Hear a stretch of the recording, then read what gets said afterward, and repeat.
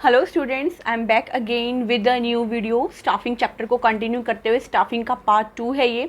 Staffing के part 1 के अंदर हम लोगों ने देखा था कि स्टाफिंग की डेफिनेशन क्या होती है, finding out right person for the right job. साथ के साथ स्टाफिंग की हमने प्रोसीजर भी देखी थी, फिर ट्रेनिंग का मतलब समझा था, रिक्रूटमेंट का मतलब समझा था और हमने सिलेक्शन का मतलब समझा था। ठीक है, 3 इंपॉर्टेंट एस्पेक्ट्स होते हैं, उसको हमने देखा था। फिर साथ के साथ हमने जो था हमारा वर्कलोड एनालिसिस, वर्कफोर्स एनालिसिस, वो भी देख लिया था। तो आई थिंक वो टॉपिक तब तक क्लियर होंगे। अब हमें आगे बढ़ना है, तो आगे बढ़ने के लिए we will start with selection process. तो सिलेक्शन प्रोसेस हम समझेंगे। देखिए, इस चैप्टर में दो जो आपकी प्रोसेस हैं दे आर वेरी इंपॉर्टेंट, बहुत इंपॉर्टेंट है। एक तो स्टाफिंग प्रोसेस होगी आपकी और एक होगी सिलेक्शन प्रोसेस। तो सिलेक्शन प्रोसेस करने से पहले मैं आपको ये बता देती हूँ, आपको सजेस्ट कर देती हूँ कि अगर आपको ये वीडियो ठीक लगते हैं या समझ में आता है आपको, तो प्लीज़ आप सब्सक्राइब ज़रूर कर दीजिए। और सब्सक्राइब करने के साथ साथ वीडियो जो आप देखते हैं और आपको अच्छा लगता है तो उसको लाइक भी किया कीजिए, जिससे और मोटिवेशन मिलता है करने के लिए। तो let's back to the topic. हमारा टॉपिक है सिलेक्शन। देखिए, सिलेक्शन को हम नेगेटिव स्टेप बोलते हैं। रीज़न इसके पीछे ये है कि इसमें हम बहुत सारे लोगों की छटनी कर देते हैं। रिक्रूटमेंट क्योंकि पॉजिटिव स्टेप है, नंबर ऑफ एम्प्लॉयज़ के ऊपर कोई रिस्ट्रिक्शन नहीं रहती, कितने भी लोग उसमें अप्लाई कर देते हैं। बट अल्टीमेटली हमें तो एक बेस्ट कैंडिडेट फाइंड आउट करना होता है। तो बेस्ट कैंडिडेट फाइंड आउट करने के लिए we need to do selection process. तो सिलेक्शन प्रोसेस बेसिकली है क्या, इस वीडियो के थ्रू एक बार हम अच्छी तरीके से देख लेते हैं। Now let us see the selection process. Selection एक नेगेटिव स्टेप है, जैसा कि मैंने आपको बता ही दिया है। सिलेक्शन प्रोसेस के अंदर हम अनसुटेबल और अनवांटेड कैंडिडेट्स को आउट कर देते हैं। तो उसको आउट करने के लिए भी डेफिनेटली कोई ना कोई प्रोसीजर होती है, उस प्रोसीजर को हम फॉलो करते हैं। तो वेरी फर्स्ट स्टेप जो है इसका, that is receiving application and preliminary screening. Receiving application means कि जितने भी एप्लीकेंट्स हैं उन्होंने आपकी ऑर्गेनाइजेशन में जॉब पोजीशन के लिए अप्लाई किया होगा, और उस एप्लीकेशन जो भी उन्होंने दी है आपको, जो भी एप्लीकेशन आपके पास आई हैं, उसे आप अच्छे से एनालाइज करते हो, स्क्रूटिनाइज करते हो, स्क्रीनिंग करते हो उसकी। और उसमें से जो अनसुटेबल कैंडिडेट्स हैं, जो आपके क्राइटेरिया पर पूरे नहीं उतरते, उन्हें आप क्या करते हो, रिजेक्ट कर देते हो और नेक्स्ट राउंड के लिए कैंडिडेट्स को शॉर्टलिस्ट कर लेते हो। तो this is called preliminary screening. Preliminary मतलब होता है प्रारंभिक, यानी सबसे पहले की। Now the next is selection test. Selection test क्यों किए जाते हैं? देखिए, कैंडिडेट्स ने अपने एप्लीकेशन फॉर्म में अपने बारे में काफ़ी कुछ लिखा होता है। तो जो उन्होंने लिखा है उसकी ऑथेंटिसिटी को जानने के लिए, ये जानने के लिए कि जितना एक्सपीरियंस उन्होंने लिखा है वो उतना उन्हें एक्सपीरियंस है या नहीं है, काम की कितनी नॉलेज है, बंदे की पर्सनैलिटी कैसी है, उसका साइकोलॉजिकल लेवल कैसा है, उसका IQ लेवल कैसा है, ये सारी चीज़ें जानने के लिए हम अलग अलग टाइप के टेस्ट कंडक्ट करते हैं, जिन्हें हम सिलेक्शन टेस्ट बोलते हैं, जिसके अंदर personality test, intelligence test, psychological test और आपका ट्रेड टेस्ट, एप्टीट्यूड टेस्ट, ये सारे टेस्ट आते हैं। देखिए, एप्टीट्यूड टेस्ट क्या होता है, बाकी सब तो आप लोग जानते होंगे। एप्टीट्यूड टेस्ट के बारे में आपको बता देती हूँ कि इस टेस्ट में हम ये जानते हैं कि एक जो कैंडिडेट है उसकी नई नई चीज़ें सीखने की ताकत कितनी है, नई नई चीज़ें वो कितनी जल्दी सीख पा रहा है। तो that is called aptitude test. Okay, और ट्रेड टेस्ट भी मैंने एक वर्ड बोला इसमें। तो ट्रेड टेस्ट का मतलब ये है कि उसके काम की एक्चुअल में नॉलेज कितनी है। तो ये जो 5 टाइप के टेस्ट होते हैं हम कंडक्ट करते हैं कैंडिडेट की सूटेबिलिटी को जानने के लिए। इन टेस्ट के बारे में मैं आगे आपको डिटेल में बताने भी वाली हूँ। Okay, the next one is that is employment interview.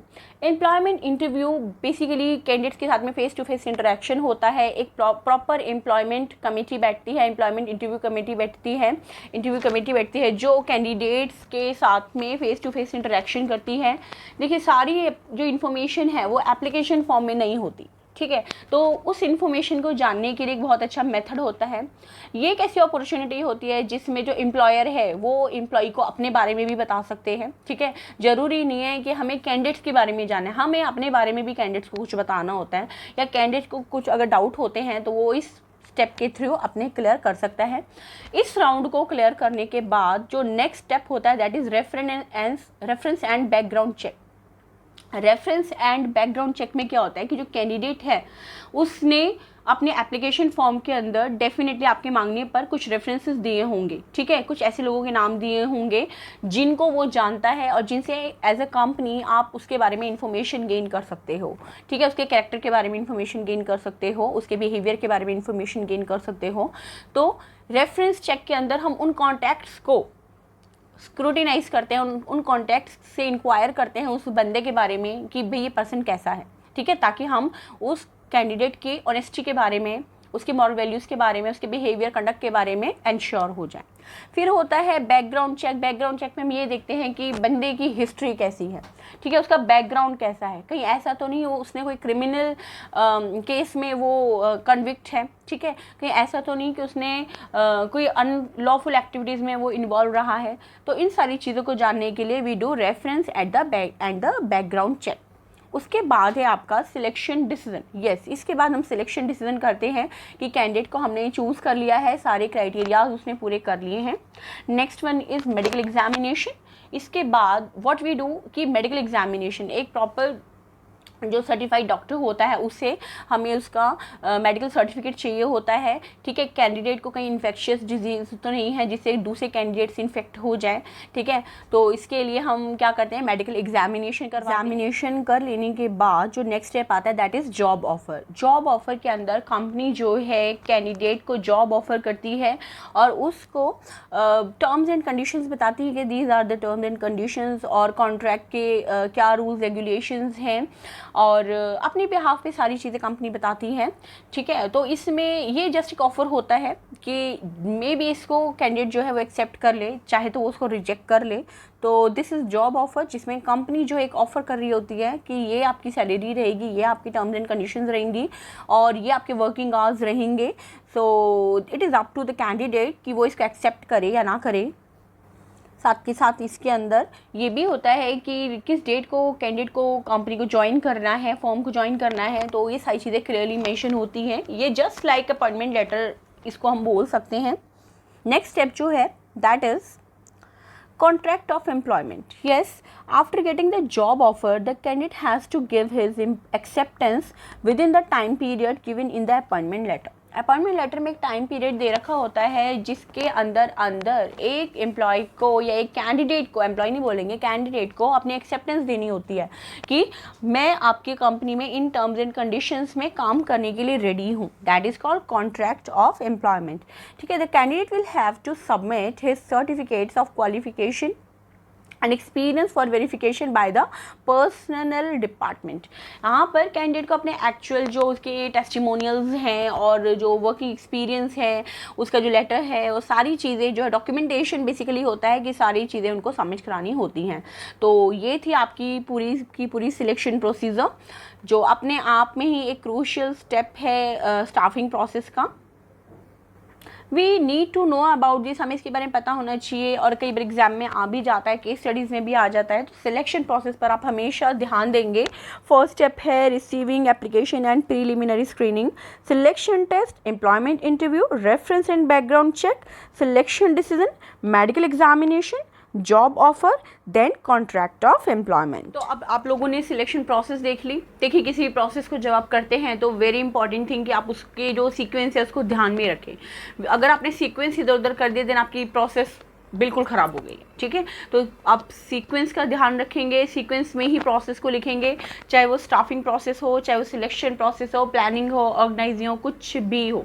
You have to be focused on the sequence of the steps. Okay, now अब जब हमने सिलेक्शन प्रोसेस करी थी, जब आपको समझा रही थी, तो उसमें मैंने चीज़ बोली थी कि हम सिलेक्शन टेस्ट के बारे में डिस्कस करेंगे। देखिए, सिलेक्शन करते हुए देखिए आप बाकी की चीज़ों के बारे में तो आप पता कर सकते हैं कि हाँ भी बंदा इतना क्वालिफाइड है, ये है, वो है, लेकिन हमें उसको थरोली जानना होता है कि बंदा एक्चुअल में क्या है, ठीक है, सुटेबल कैंडिडेट है कि नहीं है।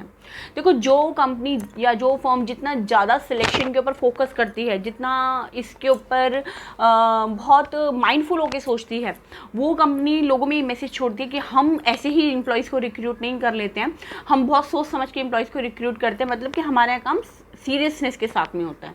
तो उस सीरियसनेस को ही शो करने के लिए और अपने बेनिफिट के लिए जो कंपनीज़ हैं बहुत टाइप के सिलेक्शन टेस्ट कंडक्ट करती हैं। तो वो सिलेक्शन टेस्ट कौन से हैं एक बार देख लेते हैं वीडियो के थ्रू। जैसा कि मैंने अभी आप लोगों को सिलेक्शन प्रोसीजर के अंदर बताया था कि बहुत सारे सिलेक्शन टेस्ट होते हैं जो हमें कंडक्ट करने होते हैं एम्प्लॉय के बारे में जानने के लिए। तो देख लेते हैं वो कौन कौन से टेस्ट होते हैं। Very first one is aptitude test. देखिए, aptitude means the potential which an individual has for learning the skills required to do a job efficiently। यानी कि एप्टीट्यूड टेस्ट के अंदर हम ये देखते हैं कि इस बंदे के अंदर वो स्किल्स हैं या नहीं है जो उसको जॉब को परफॉर्म करने के लिए चाहिए। अब इन स्किल्स के अंदर क्या आता है कि नई नई चीज़ें सीखने की लगन कितनी है, पोटेंशियल कितना है, आगे फर्दर डेवलपमेंट के लिए बंदा कितना रेडी है, यानी कि कितनी जल्दी वो नई नई चीज़ों को सीखता है। तो ये सारी चीज़ें हम एप्टीट्यूड टेस्ट के अंदर जानते हैं। अलग अलग टाइप के हम टेस्ट कंडक्ट इसके अंदर करते हैं, ठीक है। तो इसके अंदर काफ़ी सारे टेस्ट होते हैं, जैसे आपका कॉग्निटिव टेस्ट होता है जिसके अंदर हम मेंटल लेवल चेक करते हैं, इंटेलेक्चुअल एप्टीट्यूड चेक करते हैं कि मेंटल लेवल कितना है बंदे का, इंटेलिजेंस कितनी है उसके अंदर, ठीक है। मोटर टेस्ट चेक करते हैं जिससे उसकी फिजिकल डायमेंशंस जो है उनका पता चलता है कि भाई हाथ पैरों की मूवमेंट कैसी है, प्रॉपर ढंग से जो है कमांड के अकॉर्डिंग मूवमेंट है या नहीं है। तो ये सारी चीज़ें डीपली आती हैं। बाकी मेनली जो आपने जानना है दैट इज़ एप्टीट्यूड टेस्ट के अंदर की नई स्किल सीखने की लगन कितनी है बंदे के अंदर। Next one is interest test. इसके अंदर हम ये जानते हैं कि जो पर्सन है, जो कैंडिडेट है, उसका इंटरेस्ट के पैटर्न्स कैसे हैं, यानी कि वो एरिया जिसके अंदर वो इंडिविजुअल जो है प्रॉपर कंसर्न दिखाता है, जिसमें उसकी इन्वॉल्वमेंट होती है प्रॉपर, क्या वो चाहता है, क्या उसको करना पसंद है, ये सारी चीज़ें हम इंटरेस्ट टेस्ट के अंदर जानते हैं। उसके बाद होता है ट्रेड टेस्ट। ट्रेड टेस्ट के अंदर हम ये देखते हैं कि बंदा जिस फील्ड से है, जो स्किल्स के लिए उसने अप्लाई किया है, जिस स्किल्स की वो दावा कर रहा है कि मेरे को तजुर्बा है, तो वाकई में उसको उतना तजुर्बा है या नहीं है, उस काम में उतना जो है एक्सपर्ट है या नहीं है, स्किल्ड है या नहीं है। बेसिकली काम की नॉलेज चेक करते हैं हम ट्रेड टेस्ट के अंदर कि उसको कितना काम आता है। उसके बाद है आपका इंटेलिजेंस टेस्ट। इंटेलिजेंस टेस्ट के अंदर हम बंदे का आईक्यू लेवल चेक करते हैं, उसकी मेंटल एबिलिटीज़ को चेक करते हैं, कैपेसिटीज़ को चेक करते हैं, उसकी लर्निंग एबिलिटीज़ को चेक करते हैं, ठीक है। तो बेसिकली बंदे का इंटेलिजेंस लेवल हम यहाँ पर चेक कर रहे होते हैं कि वर्बल, नॉन वर्बल, बहुत टाइप की इंटेलिजेंस होती हैं जिनको हम चेक करते हैं इंटेलिजेंस टेस्ट के अंदर, उसका आईक्यू लेवल चेक करते हैं basically. Next one is personality test. अब पर्सनैलिटी टेस्ट को आप लोग इस तरीके से मत समझ लेना कि बंदे की पर्सनैलिटी कैसी है, हैंडसम है नहीं, वो उन चीज़ों की बात मैं नहीं कर रही हूँ यहाँ पर। पर्सनैलिटी टेस्ट के अंदर होता है कि ये देखना कि बंदा लाइफ की सिचुएशंस में कैसे डील करता है, कितनी उसके अंदर लाइफ स्किल्स हैं, कहीं बंदा बहुत ज़्यादा इमोशनल तो नहीं है, कहीं बात बात पे रो तो नहीं देता, तो मतलब उसका बिहेवियर कहीं अनयूजुअल तो नहीं है। ये सारी चीज़ें हम पर्सनैलिटी टेस्ट के अंदर चेक करते हैं, उसका मूड कैसा है, टेम्परामेंट कैसा है, तो इन सारी चीज़ों को हम पर्सनैलिटी टेस्ट के अंदर चेक करते हैं। सिलेक्शन टेस्ट सारे के सारे 5 हैं, तो वो सारे के सारे आप लोगों को समझ में आ गए होंगे, आई होप। वैसे कोई डाउट रहना नहीं चाहिए। देखिए, जो आपका इंटरेस्ट टेस्ट है उसमें आप इंटरेस्ट देख लेते हो बंदे का किस चीज़ में इंटरेस्ट है, और जो आपका पर्सनैलिटी टेस्ट है उसमें आप बंदे की पर्सनैलिटी को अच्छे से जज कर लेते हो कि उसका इमोशनल लेवल कैसा है बंदे का। फिर इंटेलिजेंस टेस्ट में आईक्यू लेवल चेक हो जाता है। ट्रेड टेस्ट में उसकी एग्जिस्टिंग नॉलेज चेक हो जाती है कि उसको कितनी नॉलेज है काम की, है ना। फिर उसके बाद एप्टीट्यूड टेस्ट में ये पता चल जाता है कि वो नई चीज़ें कितनी जल्दी सीख रहा है या कितना सीखना चाहता है। तो ये 5 टेस्ट बंदे के बारे में काफ़ी कुछ बता देते हैं। ओके, इसके बाद जो हमें करना है that is sources of recruitment. Recruitment हम कर रहे हैं, पॉजिटिव स्टेप है, पॉजिटिव नेगेटिव आप याद रखना, पॉजिटिव रिक्रूटमेंट और नेगेटिव क्या है, सिलेक्शन। तो रिक्रूटमेंट जब हम कर रहे हैं तो उसके 2 सोर्सेज मेनली होते हैं, external sources and internal sources. अब एक्सटर्नल सोर्सेज क्या है कि जब हम अपनी कंपनी में कोई पर्सन रिक्रूट कर रहे हैं और हम बाहर डिपेंड नहीं रह रहे हैं, अपनी कंपनी में से ही बंदे अपॉइंट कर रहे हैं, then we are opting for the internal sources. और अगर हम बाहर से आउटसाइड द कंपनी पर्सनस को अपॉइंट कर रहे हैं, then we are opting for the external sources. तो एक बार इंटरनल और एक्सटर्नल सोर्सेज को थॉरली देख लेते हैं इस वीडियो के थ्रू। Let's see that. देखने वाले हैं that is one of the most important topic, हम इसको बोल सकते हैं सोर्सेज ऑफ रिक्रूटमेंट। कि रिक्रूटमेंट जो आप कर रहे होते हैं, यानी कि जो पॉजिटिव स्टेप है आपका स्टाफिंग प्रोसेस का, रिक्रूटमेंट आप लोगों को अप्लाई करने के लिए इंड्यूस कर रहे होते हो कि ज़्यादा से ज़्यादा जो है नंबर में लोग अप्लाई करें आपकी कंपनी में। तो उसके लिए सोर्सेज कौन से हैं, कहाँ से आप बंदों को चुनोगे, कहाँ से बंदे आपके पास आएंगे, तो these are sources of recruitment. तो देख लेते हैं sources of recruitment basically 2 type के होते हैं, internal sources and external sources. तो यहाँ हम जो पहले जानने वाले हैं दीज आर इंटरनल सोर्सेज। तो इंटरनल सोर्सेज की हम बात करें तो पहला सबसे इंटरनल सोर्सेज का मतलब क्या है कि आप अपनी ऑर्गेनाइजेशन के अंदर से ही बंदे ले रहे हो, यानी कि आप बाहर से पर्सन्स नहीं चूज कर रहे हो, ठीक है। तो इसके लिए सबसे बेस्ट मेथड रहता है दैट इज प्रमोशन, कि आपके जो बंदे हैं उनको आप प्रमोट करके नई जॉब पोजीशंस पे लगा दो, हायर जॉब पोजीशंस पर लगा दो। तो इससे क्या होता है कि बंदे मोटिवेटेड भी रहते हैं बहुत ज़्यादा कि भी अगर हम अच्छा काम करेंगे तो हमें प्रमोशन के चांसेस भी मिलेंगे। आपके लिए भी बेनिफिट रहता है कि आपको ऐसे बंदे मिल जाते हैं जिन्हें कंपनी के बारे में ऑलरेडी काफ़ी कुछ पता है, जो कंपनी के रूल रेगुलेशंस को जानते हैं, कंपनी के कल्चर को जानते हैं और जो काम को ढंग से परफॉर्म भी कर सकते हैं। तो आप लोगों के लिए बेनिफिट की बात हो जाती है as a company. Okay, next जो सोर्स है इंटरनल रिक्रूटमेंट का, दैट इज ट्रांसफ़र। ट्रांसफर के अंदर क्या होता है कि जैसे एक डिपार्टमेंट है हमारा, वहाँ पर अगर पर्सन ज़्यादा हैं और दूसरे डिपार्टमेंट में रिक्वायरमेंट है बंदों की, तो हम बाहर से चुनने की बजाय क्या करते हैं कि जहाँ पर एक्सेस में वर्कर्स हैं उन्हीं को शिफ्ट कर देते हैं दूसरे डिपार्टमेंट में या दूसरी ब्रांच में। तो आप लोग जानते ही हो ट्रांसफ़र कोई इतना हैवी वर्ड नहीं है, आप लोगों ने बचपन से सुना भी हुआ है। तो ट्रांसफ़र में एक जगह से दूसरे के शिफ्ट करके भी हम अपने रिक्रूटमेंट को पूरा कर सकते हैं। थर्ड स्टेप है recalling of laid off employees. अभी लेड ऑफ एम्प्लॉयज़ क्या होते हैं? देखो कई बार क्या होता है कि कंपनी के पास काम नहीं होता, फर्म के पास इतने ऑर्डर्स नहीं होते, तो क्या करते हैं कि वो अपने एम्प्लॉयज़ को हटाते नहीं हैं, वो उनको रिट्रेंच कर देते हैं थोड़ा टाइम पीरियड के लिए, यानी कि उनको जॉब से अलग कर देते हैं और उनको ये भरोसा देते हैं कि जैसे ही ऑर्डर्स आएंगे या हमारे पास काम होगा हम आपको वापस काम पर ले लेंगे। तो उन एम्प्लॉयज़ को ऐसे ले ऑफ करे हुए एम्प्लॉयज़ को वापस काम पर बुलाना भी एक अच्छा सोर्स ऑफ रिक्रूटमेंट रहता है, क्योंकि again they are very well known to your culture, आपकी कंपनी के कल्चर को अच्छे से जानते हैं, तो कोई भी प्रॉब्लम आपके सामने नहीं आती है। अब हम बात करते हैं एक्सटर्नल सोर्सेज की। तो एक्सटर्नल सोर्सेज क्या कि आप अंदर से, कंपनी के अंदर से बंदे चूज़ नहीं कर रहे हो, आप बाहर से पर्सन्स चूज़ कर रहे हो, यानी कि बाहर से लोगों को इनवाइट कर रहे हो। अब जो बाहर से लोग इनवाइट कर रहे हो आप, तो डेफिनेटली उसके लिए आपको अलग अलग सोर्सेज चूज़ करने पड़ेंगे। बहुत सारे मेथड्स रहते हैं तो जिनको हम देख लेते हैं। First one is direct recruitment और फैक्ट्री गेट। देखो इसमें क्या होता है कि जो कंपनी है उसके गेट के बाहर कई बार क्या होता है कि लेबरर्स अपने आप इकट्ठे हुए होते हैं, जो फैक्ट्री है उसके गेट के बाहर लेबरर्स इकट्ठे होते हैं और जब भी वो नोटिस पढ़ते हैं, फैक्ट्री गेट के बाहर लगा हुआ होता है कि इतने वर्कर्स रिक्वायर्ड हैं, तो वो अप्लाई करते हैं, यानी कि वहीं से उनका रिक्रूटमेंट हो जाता है। जो सुपरवाइज़र है वो आके बंदों को चूज़ कर लेता है जितने भी बंदे उसे चाहिए होते हैं। तो इसको बेसिकली हम फैक्ट्री गेट बोलते हैं। फैक्ट्री गेट के ऊपर वर्कर्स इकट्ठे हैं और वहाँ से ही उनको चूज़ कर लिया जाता है। बेसिकली कैजुअल वर्कर्स के लिए होता है कि जो डेली वेजेस पे काम करते हैं उनको रिक्रूट करने के लिए एक अच्छा सोर्स रहता है। Second one is casual callers. अभी कैजुअल कॉलर्स कौन होते हैं? जिन लोगों को जॉब की ज़रूरत होती है, ठीक है, जो लोग अनएम्प्लॉयड होते हैं वो क्या करते हैं कि अपने सीवीज़, रिज्यूमेज़ जो हैं कंपनीज़ में भेजते रहते हैं, ठीक है, और वो कंपनी जो है उन रिज्यूमेज़ और सीवीज़ की एक लिस्ट बना के अपने पास रखती है, प्रॉपर डेटा रखती है, क्योंकि अगर फ्यूचर में कभी कंपनी को ज़रूरत हुई कैंडिडेट्स की तो वो इनको कॉल कर लेते हैं, इन कैंडिडेट्स को कॉल कर लेते हैं और बुलाकर उनका जो भी प्रोसीजर है उसको फॉलो करवाते हैं, देन अपने लिए सुटेबल कैंडिडेट्स चूज़ कर लेते हैं। तो कैजुअल कॉलर बेसिकली वो लोग हैं जो कंपनीज़ में रैंडमली अपने रिज्यूमे डालते रहते हैं, सीवीज़ डालते रहते हैं जॉब के लिए। Next one is advertisement. अब एडवर्टाइजमेंट आप लोग जानते हो, न्यूज़पेपर में, टेलीविज़न में, मैगजीन्स में भी कंपनी अपनी एडवर्टाइजमेंट दे के, फर्म ऑर्गेनाइजेशन अपनी एडवर्टाइजमेंट दे के अपनी वेकेंट जॉब पोजीशंस के बारे में लोगों को अवेयर करती है कि भी हमारी कंपनी में ये पोजीशन खाली है, ये रिक्वायरमेंट है, कम एंड अप्लाई, ठीक है। तो एडवर्टाइजमेंट के ज़रिए भी आपने देखा होगा न्यूज़पेपर में बहुत से एडवर्टाइजमेंट्स आती भी हैं, तो वो इसी का एक पार्ट है। उसके बाद है employment exchange. Yes, employment exchange क्या है? देखिए वो गवर्नमेंट की एक बॉडी रहती है, ठीक है, गवर्नमेंट की एक संस्था रहती है जिसके अंदर जितने भी अनएम्प्लॉयड लोग हैं वो अपना रजिस्ट्रेशन करवा देते हैं, ठीक है, रजिस्ट्रेशन करवा देते हैं तो सारी अपनी जो एजुकेशनल क्वालिफिकेशन है, बाकी की सारी जो भी उनकी प्रोफेशनल क्वालिफिकेशन है, सारी चीज़ें मेंशन करवा देते हैं।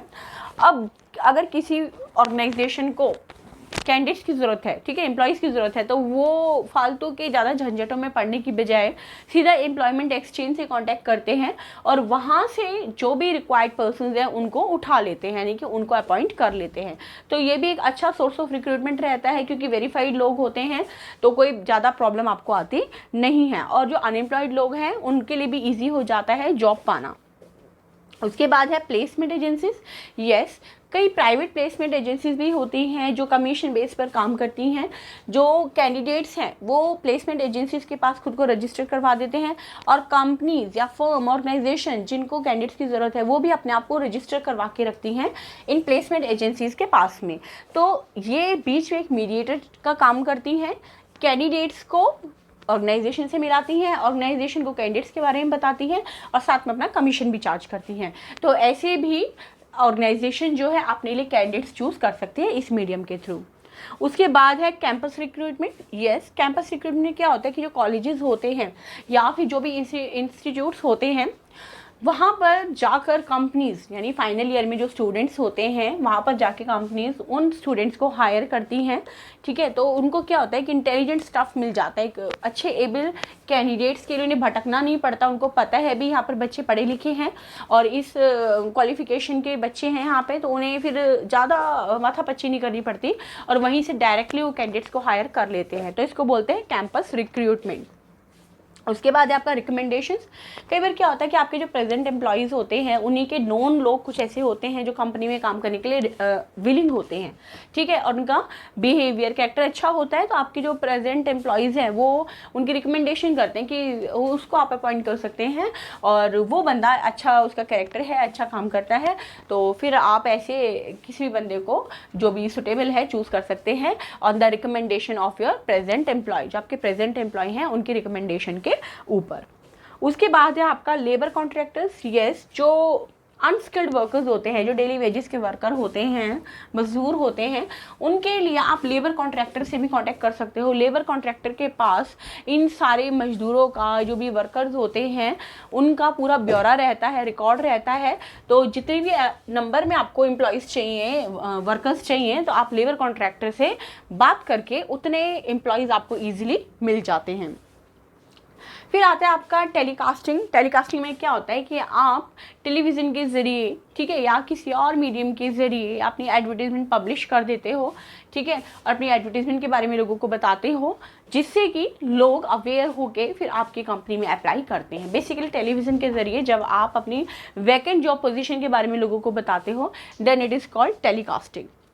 उसके बाद आपका वेब पब्लिशिंग। यस, आप इंटरनेट पर के ज़रिए भी अपनी जॉब पोस्ट कर सकते हो, वैकेंट पोजीशंस के बारे में एडवर्टीजमेंट डाल सकते हो।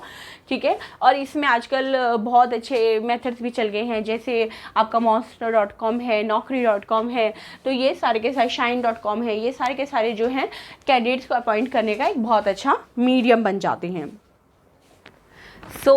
आप लोगों ने सारे के सारे जो सोर्सेज हैं वो अच्छी तरीके से देख लिए हैं। एक्सटर्नल सोर्सेज थोड़े ज़्यादा हैं लेकिन they are different from each other, तो याद करने में आसानी रहेगी। कुछ मिक्स नहीं होते हैं तो कुछ आपको प्रॉब्लम होने वाली नहीं है। स्टिल अगर कोई प्रॉब्लम होती है तो यू कैन टेल मी। और इंटरनल सोर्सेज में देखिए प्रमोशन है, ट्रांसफ़र है, ले ऑफ वाले एम्प्लॉयज़ को वापस बुलाना है, तो they are very easy one ना, पढ़ के एक बार वैसे ही समझ में आ जाता है कि है क्या चीज़ें, डेली लाइफ से रिलेटेड चीज़ें। तो आई होप ये समझ में आ गया होगा आप लोगों को। अगले वीडियो में हम आगे कंटिन्यू करने वाले हैं अपने टॉपिक को।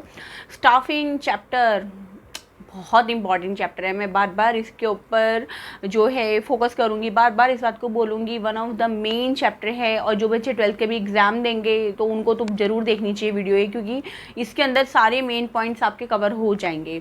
तो इस वीडियो को देखते हुए if you have liked it, अगर पसंद आया आपको तो ज़रूर आप लाइक कीजिए इसको।